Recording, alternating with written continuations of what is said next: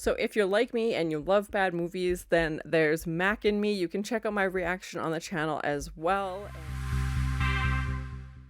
In the realm of cinema, where accolades often adorn masterpieces, there exists a particular gem that defines conventional measures of greatness. Mac and Me stands tall, but not for its critical acclaim, but for its unique status as the epitome of best worst movie. In the vast landscape of cinema, certain films transcend the ordinary and carve a niche of their own. Mac and Me stands as a testament to this phenomenon, a cinematic journey that unfolds a tapestry of particular scenes, each contributing to its unique charm. Starting off with its absurd premise. At the core of Mac and Me lies an absurd premise that catapults viewers into a world where extraterrestrial beings embark on an unexpected escapades. There is a roller coaster of special effects, and one cannot discuss Mac and Me without delving into the visual landscape. A roller coaster of special effects that oscillate between delightful and disastrous. The film's charm lies not in the seamless CGI, but in the endearing awkwardness of its visual endeavors, creating unintentionally comedic brilliance. In a stroke of cinematic audacity, Mac and Me introduces an unconventional vehicular escape. What brings on as an innocent wheelchair race escalates into a series of gravity-defying stunts, blending absurdity with an unexpected adrenaline rush. An unexpected highlight within the cinematic oddity is the series of alien dance sequences.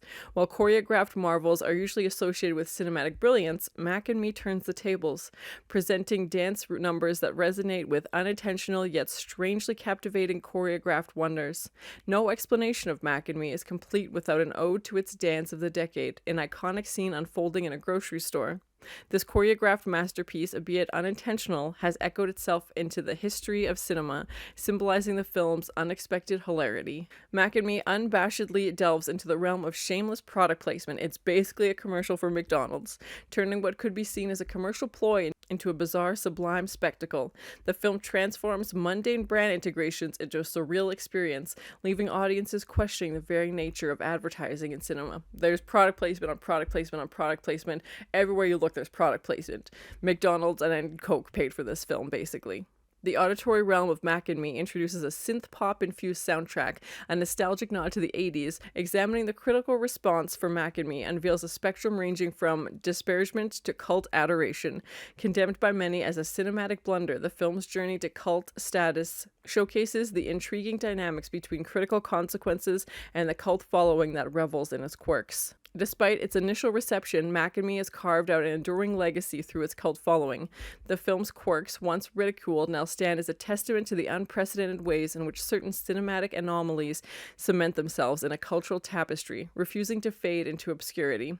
A moment of interstellar communication takes center stage as Mac, the extraterrestrial protagonist, unveils a particular whistle. This scene not only showcases the power of unconventional communication, but also reinforces the theme of connection transcending cosmic boundaries. Mac and Me surprises its audience with a heartfelt reunion, injecting a moment of emotional renaissance amidst the absurdity. The bond between the extraterrestrial and his human friends transcend the comedic chaos, adding a touch of unexpected warmth to the narrative. As the climactic odyssey of Mac and Me hurls towards its conclusion, the film leaves audiences on a cliffhanger of bewilderment. The unresolved mysteries and particular choices linger, inviting contemplation and ensuring that the memory of Mac and Me endures long after the credits roll.